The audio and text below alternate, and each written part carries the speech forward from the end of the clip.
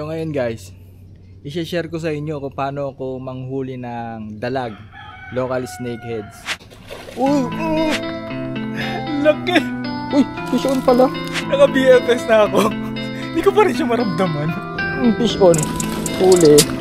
Tawag doon, pan casting.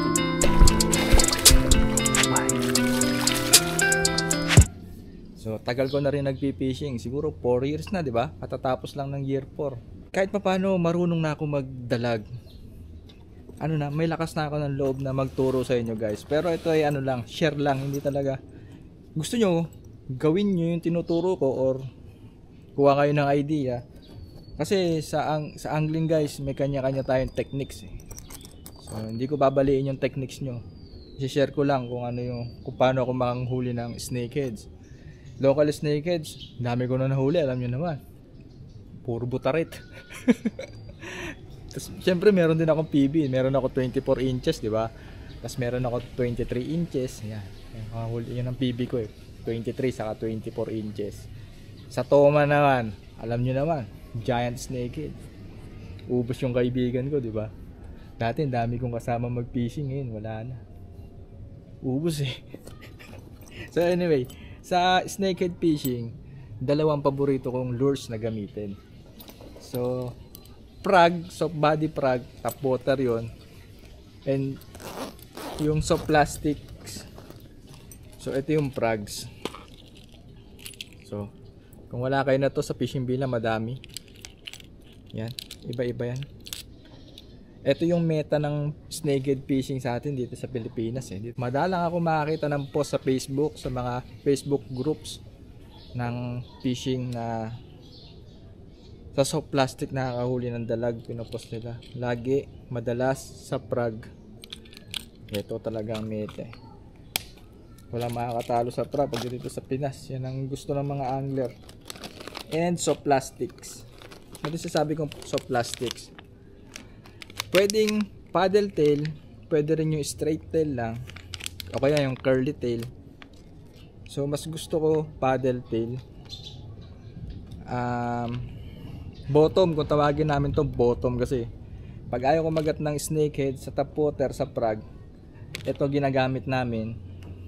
Ilalagyan namin yan ng tingga sa may dulo ng hook. Basta meron siyang sinker para umilalim siya mag-dive. Yun ng techniques. Pagdating naman sa may fishing setup, mas preferred ko yung bait casting. So bakit bait casting? Kasi yung dalag kukulitin mo yan eh. So mas mabilis siyang i-operate. Diba? Pag engage mo, cast, retrieve. Pagkatapos kuha mo ulit yung line, engage mo lang ulit, tapos cast. Mabilis, hindi ka tulad sa spinning na ibubukas mo pa yung bail, kakas ka, tapos isasara mo ulit yung bail, tapos retrieve, bubuksan mo ulit yung bail. Diba maraming moves dito, para ka ninja. Kaso pag baguhan ka pa lang, talaga masakit sa ulo kasi puro buhol ang mangyayari sa'yo. Pero okay lang, worth it naman pag nasanay ka na. Nasa tamang settings lang yan guys. Ang meta, frog. So ang gagamitin ko, soft plastic. Gumagamit ako to mga legendary snakehead angler. Yan. Yan. Okay naman na. Nako, sigurado ako yung noon ni Boss Hamlet kukulot. Sigurado ako. Sabi siguro ni Boss Hamlet, patay! Sabi ko sa'yo, huwag ka magtuturo eh. So, ganito.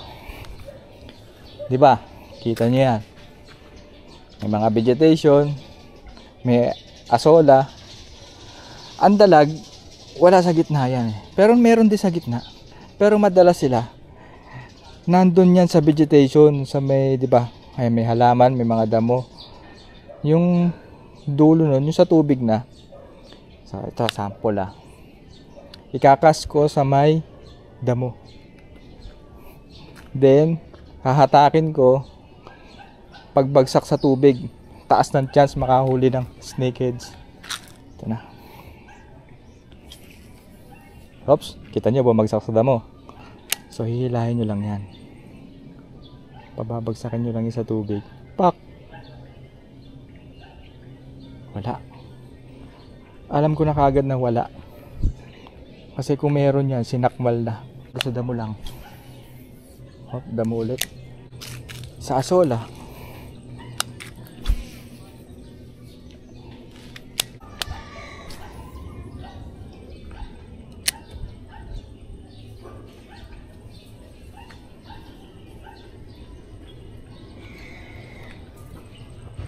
Ay, gago.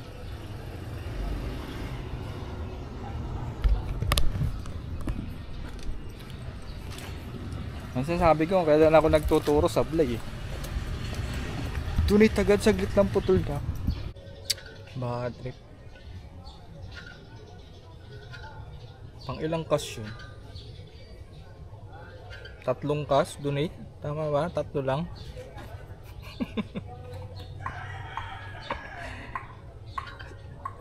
Nipis kasi ng line ko guys eh. BFS lang ako. Alam nyo naman.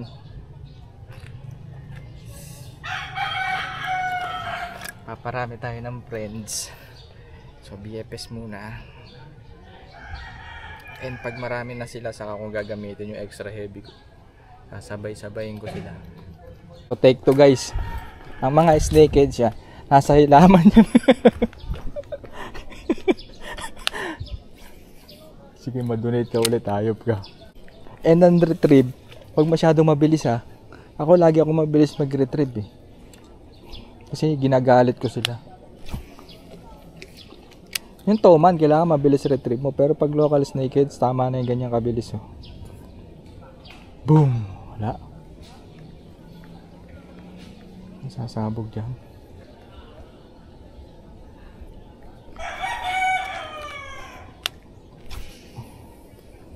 Uy.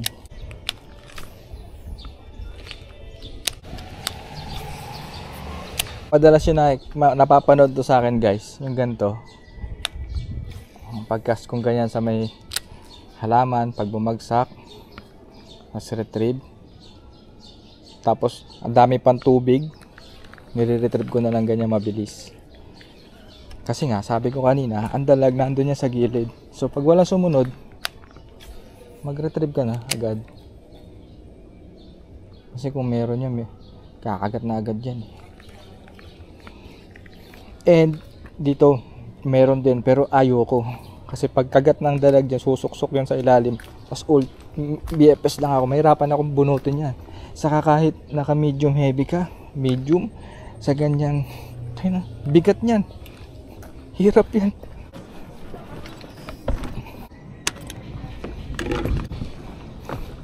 So puro gilid ang titirahin ko guys. Oh, yun nangyari sa Baitcaster ko.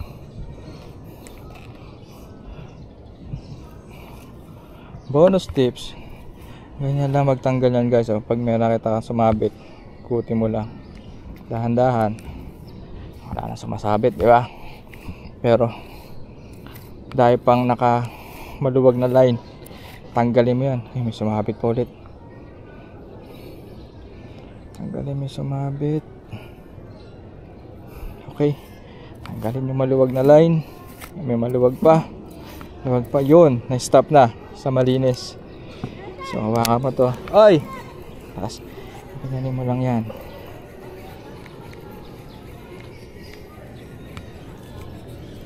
So pag na-backslash ako, nagkabula ko, galing doon, kinakas ko muna sa gitna. Pre. Yun. Diyan ka pala nakatira.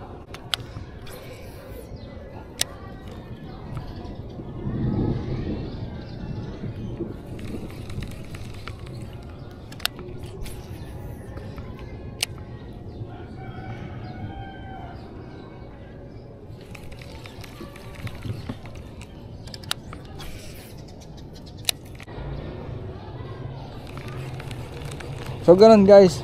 Kasi alam ko na kung may sumusunod na dalag, kasi pag may sumunod na dalag, yung tubig nakaumbok, parang sasakmal. Alam mo na may sumusunod na dalag. Kaya pag ganyan, plat na plat yung tubig, wala ako nahatak na dalag sa gilid, nire-retrieve ko na agad.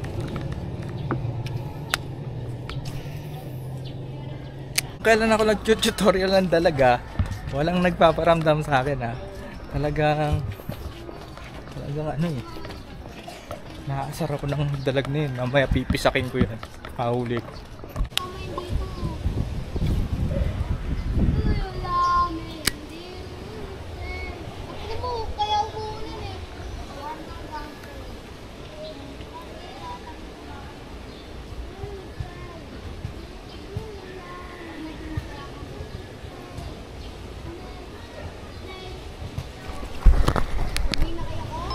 Ito, huli oh.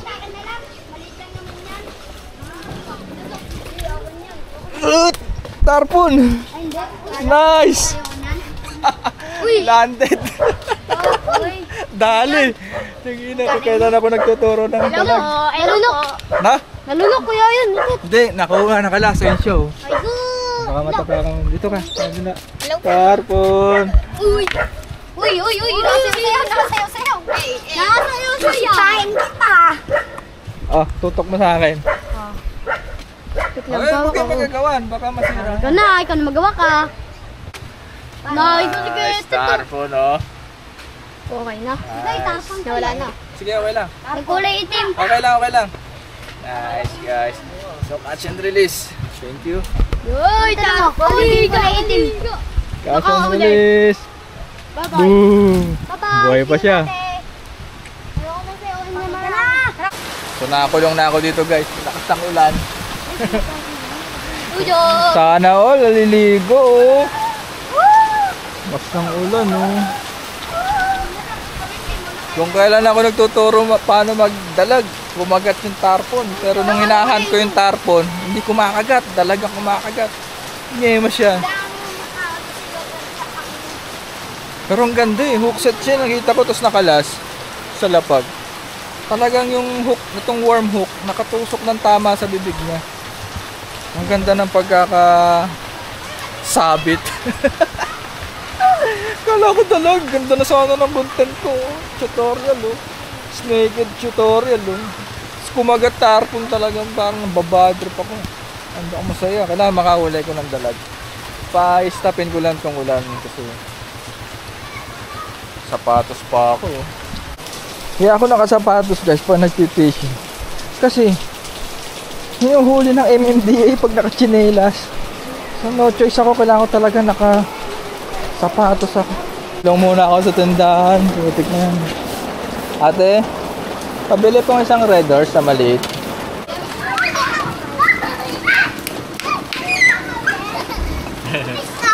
Nakakatuwa yung mga bata. Ha? Oo, pag uminto yung ulan. Yung isda ako ulit. Tapos sasabihin nyo, mga koys, lagi ka na lang sa kanal nagpipishing. Mga koys, natural habitat ko tong spot na to. Malaya ako dito. And nandito yung target fish ko guys. Tarpon sa kadalag. So ang ganda. Nakaka-bad trip lang talaga ako. Kaya lang ako nag-tutorial ng snakehead fishing. Saka kakagat yung punye sa tarpon mo. Tapos yung dalag di ako pinapansin. Hindi ko na-try dito kanina. Dito ako nag-intro. Hindi ako nag-cast. Nandito yung mga mamaw.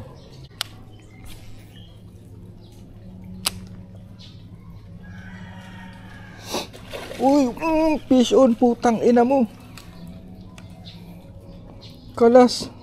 Kuha ko yung kaliskis! Laki! Nakuha ko yung kaliskis niya! Putang ina! Pakyo ka boy! Kala mo ganun-ganun lang ha? Kuha ko yung kaliskis mo. Masaya na ako dito. Pakyo ka! Ang inang kaliskis lang. Ang inang angler yan. Nanguhuli ng kaliskis. Baka ako magat siya ulit.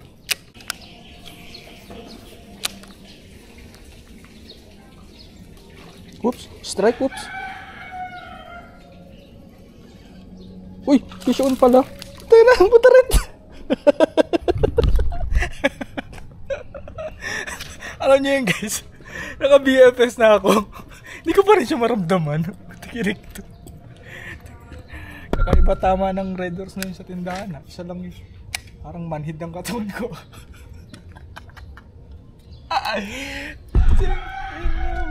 Butarot ka. Boom, meron na akong dalag guys. So yung tinuturo ko sa inyo legit. Pahuli na ako eh. Inang patay o bulag oh. Sayang yung isa. Yun ang malaki talaga. Kasi guys, sa history ng fishing, kahit nung unang panahon pa, history nga, di ba? Basta nakawala or unhook, sigurado malaki. Yan. True to life story. Basta unhook and nakawala or hindi na hook set, malaki yun. Goodbye. Doon ka na nga, balik sa dati.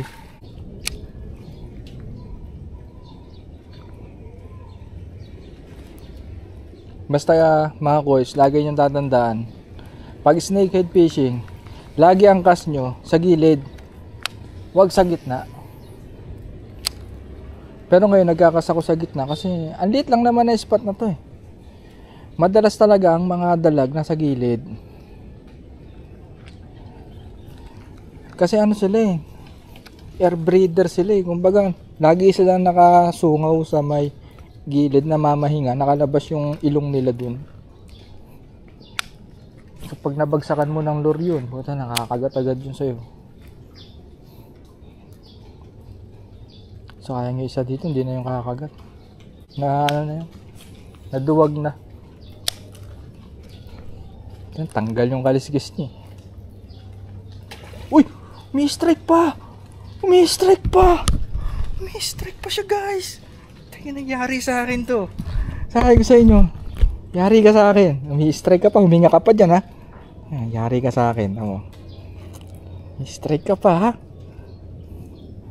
So ganun, hindi ka naduduwag. Sige, laban tayo. Laban tayo. Yari ka sa akin. Strike ka ulit. Hindi ka pala naduduwag eh. Oh. Nasaan ka? Ano feeling matanggalan ng kaliskis ha? Sakit? Gantihan mo. Oh. Hala ka pala eh. Alas oh. Tangina mo. Fish on. Huli. Ay, kalas. Tangina mo. Pakyo ka. Butarit. Hindi yun. Maliit yun. Iwanan na natin yan. Butarit lang pala. Akala ko malaki. Tayo. Ito, dami. 3. Mga nakalutang parang tubol.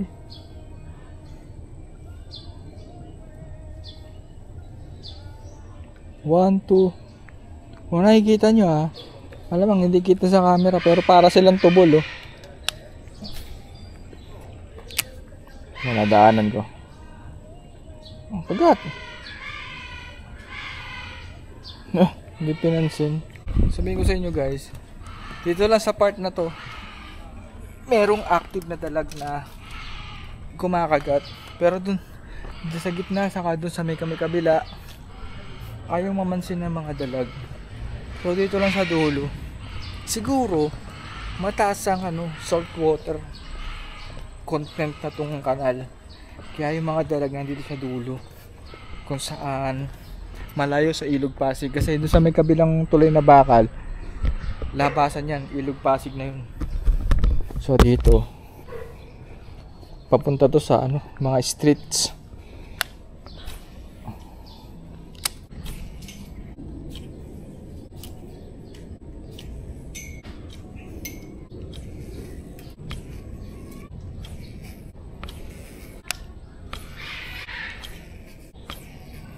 So napansin nyo yung ginawa ko na yun guys. Tawag doon pan casting. So parang pamaypay. Nagsimula ako dito. Pag ganun. Tayo yung guhit. Yan. So nasakop ko yung buong area, buong spot. Naabot ng kas ko. So ganun ang ginagawa ko pag naghahanap ako ng dalag. Kasi pag nadaanan ko sila, i-strike sila. Tapos kung hindi sila kumapit, hindi sila tumama sa lures, doon ako magkakas, kukulitin ko na siya doon. So ngayon wala. So ulit na naman. Another pan casting. Oh, skipping. Putinang ina. Kita niyo 'yon? Skipping, di ba? Lupit. Ito kaming talbog doon. Nakakachamba ko na skipping. So pa nga. Wala, sablay. Ewan ko na dyan.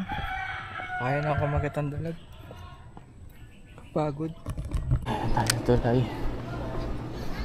Try ko naman dito sa may sulok na to.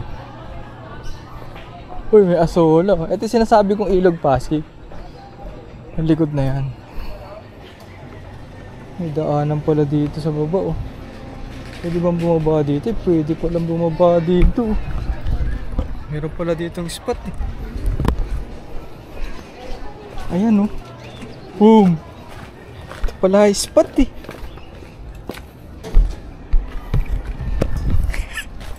Ganda pala dito eh. Ito pala spot. May natutulog.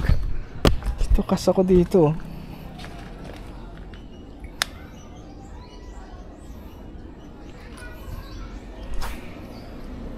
Yan. Ganda.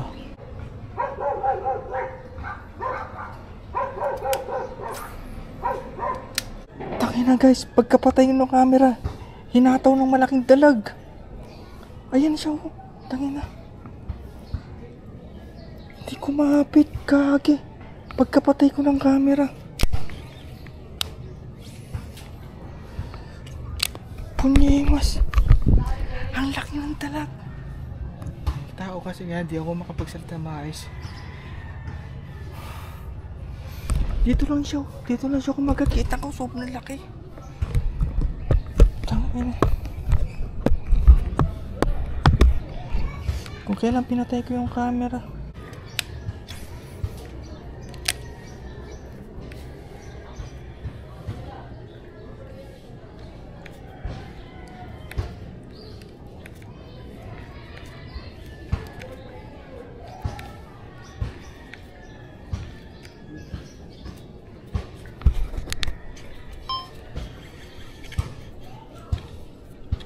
Fish on.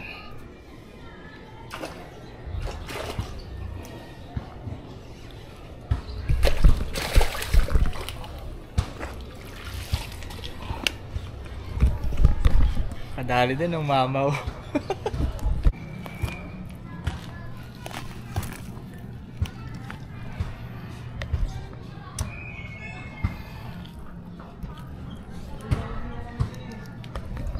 Pwede na, hindi na masama, di ba?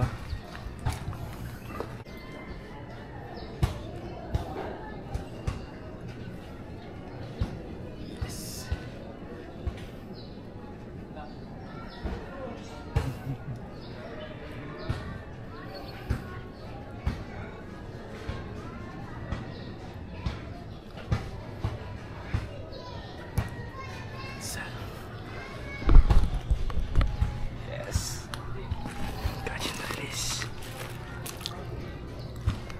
Goodbye.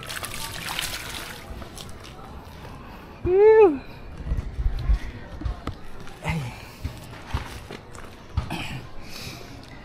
So guys, sa naked fishing, lagi nyo tatandaan, mas okay gumamit ng baitcaster setup para mabilis i-operate. Makukulit mo yung spot na kukulitin mo, and slow retrieve lang. Para sa akin, mas gusto ko yung soft plastic kaysa sa frog na top water.